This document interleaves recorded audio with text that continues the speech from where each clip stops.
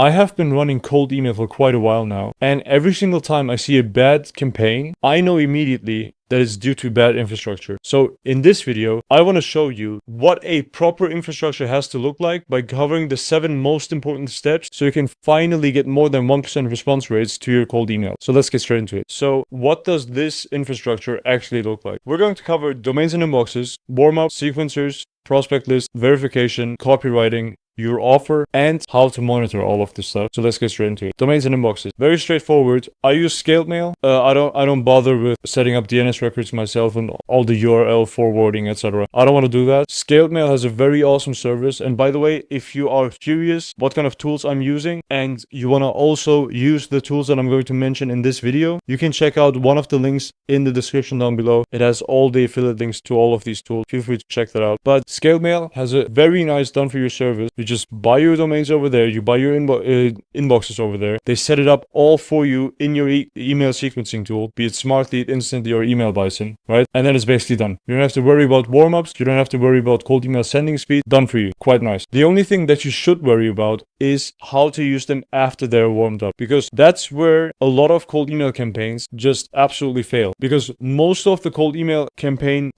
users blast too fast. You should be emulating human sending behavior at all time. It doesn't make any sense. Just get a new domain, warm it up for 14 days, and then straight go to 50 emails a day on the 14th day, right? That doesn't make any sense. You need to slowly ramp up your sending volume. That's how you actually build an inbox that is going to last multiple months. Just take your time. That's the main idea. But for domains and inboxes, definitely get them from scaled mail and then only send 12 to 15 emails a day maximum with their Google inboxes. With the Outlook inboxes, it always changes. Sometimes it's 5 per day, sometimes it's 10. That keeps changing every single day, almost. It's quite wild. But for that, they also have documentation that you just need to follow. And then that's basically it. That's where you get your domains and inbox from. You don't have to worry about the DNS records and whatsoever. They handle all of that for you. So with that covered, let's go into warm-up. Now, with warm-up, if you don't get your emails from scaled mail, you need to make sure that you are using the warm-up pool of your email sequencer. Now, we're going to talk about sequencers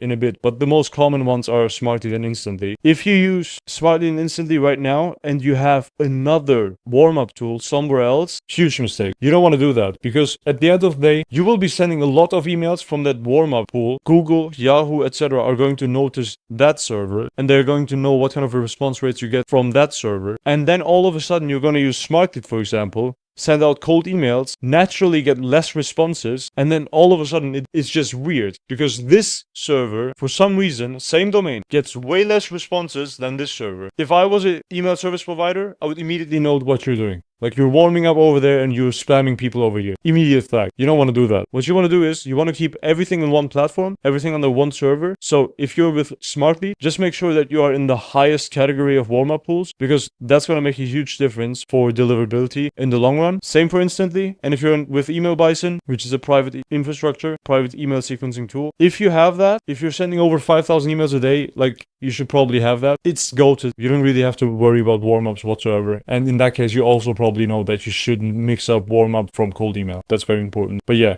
you just need to make sure that if you're using one of the two right here, you need to be in the best warm-up pools within that platform. Just make sure that that's the case, right? Now, as for sequencers, I touched it just a minute ago. But if you're sending less than 5,000 emails a day, it doesn't really make sense to go with Email Bison at all. Just like financially speaking, but also from a technical standpoint. Just go with Smartly and Instantly. Should work for now. Again, just make sure that you're in the best warm-up pool, and then you should be fine. Next one, prospect list. Your prospect list quality determines everything downstream. Inaccurate lists will absolutely kill your deliverability. Like 100%, it's a non-negotiable. You need to have extremely accurate lists. And if you haven't been monitoring how accurate your lists are thus far, they're probably disgustingly inaccurate. I'm talking 30%, 25%. It is extremely likely, especially if you've been using the same databases that I've been using, which are ListGate, Apollo, Sales Navigator plus Find Email, right? They're going to be so inaccurate. You're going to question the amount of money that you spent on these databases. And I don't know why they are the way they are, but as soon as you see all the filters that they offer to you, you think, well, this is the holy grail. This must be it. It's done. Like, I never have to worry about prospect lists ever again. Then you search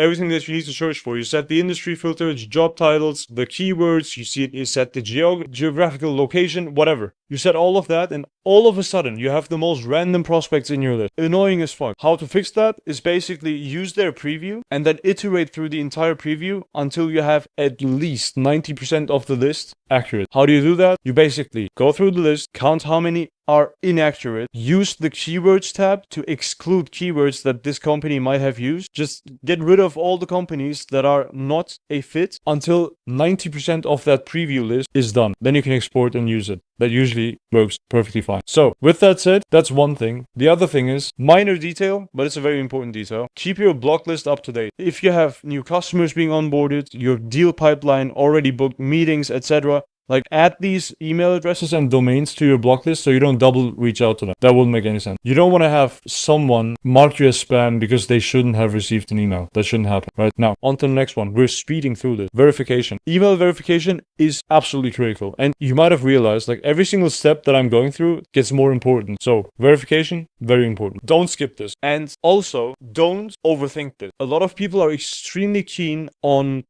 verifying catch-all. You maybe have used Million Verifier or some other verification tool so far. I've used dozens of them. I've come to the following conclusion. Use Bouncer is goated. That's the first conclusion. Also link in the description. Absolutely goated. And catch-alls aren't worth it at all. Like at all. And if you don't know what catch-alls are, let me quickly explain to you. There are 3 different categories of emails during or after verification, right? You have the ones that are good. You can easily email them. They actually exist. They're fine. Then you have the bad ones. Don't email them. They don't exist. And then the third category are catch-all. Catch-alls are emails where you can't really easily verify whether they exist or not. Extremely annoying to verify them. Like from a technical standpoint, extremely expensive, doesn't make any sense. And even if you get it done, still you're not quite sure, you can't be quite sure if they are actually valid. Now, there are a bunch of tools that claim that they do know whether they are actually valid or not. I've tested it. It doesn't make any sense. Like, I don't want to risk bouncing with my domains that I've warmed up and have been using so far to get 5 to 10% more contact from my list. I'm fine with sending emails to 70% of my list that is actually good and then just omitting the 30% that are not good or maybe good, right? Doesn't make any sense. I won't take that risk. So catch-all aren't worth it. You maybe get 5 to 10% more contact from the same list that you've exported from the Polo or ListKit. You risk bouncing and burning your domain. So fuck that. Like, you don't need that. Next one. Email copywriting. Personalization is good, but just personalization won't do it. You can't avoid the spam filter just by personalizing with first name, job title, company name, their phone number, which school they went to. No, won't do it. The goal, the overarching goal is variance. And you will get variance by putting in a lot of split tests and spin tag. Now, with split tests, those are different variants, altercations. Is it altercation? I think it's altercations. Different variants of your initial outreach script, right? And I have a very basic rule for that. For every 100 emails you can send a day, you start 1 new split test a week, right? So if you can send out 7,000 emails a day, you start 70 new split tests per week. Very simple. And with every split test, what you're going to do is you're going to use spin tag. Now, what spin tags is basically you can randomize a single word. So you could have a greeting that says, hey, hi, hello, first name, right? And then the 3 emails that are going to get generated out of that for 3 different prospects, the first email to the first prospect will say, hey. The second one will say hi. The third one will say hello. That's how you can randomize words in a very easy way. Now, a lot of people are randomizing the wrong word. I've come to find that these types of words or parts of your messaging are best to spin tags to randomize because they will not change the meaning of the message. So greetings, transition phrases, action verbs, benefit descriptors, social proof verbs, or CTA opener, right? Very easy. Just like you can prompt a Claude AI or something to do that. By the way, I can also link that. I have like a full Claude AI copywriting thing, like a project that I use for all of my clients. You can get access to that specific AI to write your campaigns. It is pretty good. Like usually the first draft is like a perfect cold email. If not, you have to like tweak a couple things, but you can enter your email so I can send it over to you with all the like winning scripts that we've tested from millions of cold emails sent. Feel free to just enter your email in the description. It's somewhere in the description. You will find it. Now, with that said, key rules. Again, personalization alone won't do it. Variance is the goal. You need to use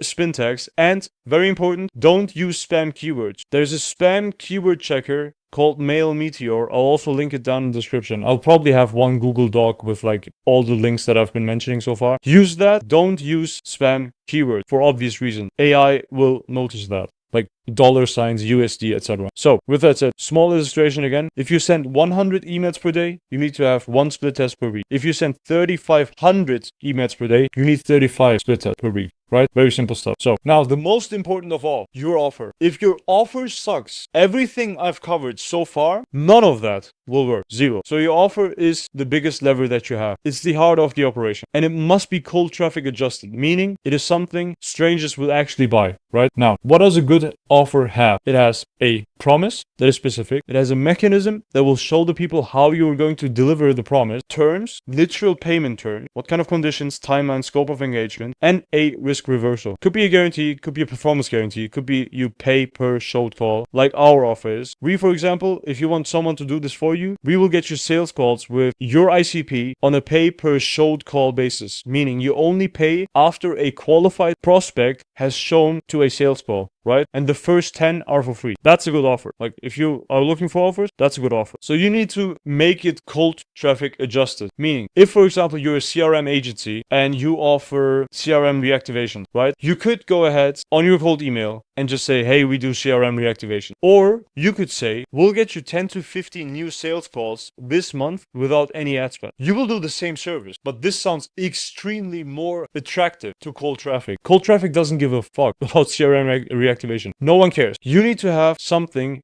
that strangers would actually respond to. Very important stuff. This is the biggest lever. Spend time on this. Definitely. So next one. We're almost closing off. Health monitoring. If you've completed all of the things that I've mentioned before, you are running cold email like a professional. 100%. There's not much more to it, really. Now, with that said, health monitoring. Once you're sending, monitoring is how you protect your infrastructure and iterate towards better results. And with that, you only really need to do 3 things, right? You need to check your response rate before you check anything else. I don't care about open rates. I don't care about click rates. I don't care about inbox health metrics, whatever bullshit. None of that matters. The only thing that matters is response rate. If it's less than 1%, even including out of office messages, you're probably cooked. Very likely. You probably need more new domain, which is why I always send during holidays. Sending during holidays has one extremely nice feature. It's not a bug, it's a feature. A lot of people think it's a bug. It is a feature. You get out of office messages, and usually you will only get out of office messages if you land in the primary inbox, meaning you actually deliver, right? Send during holidays so you can see whether you get a lot or very few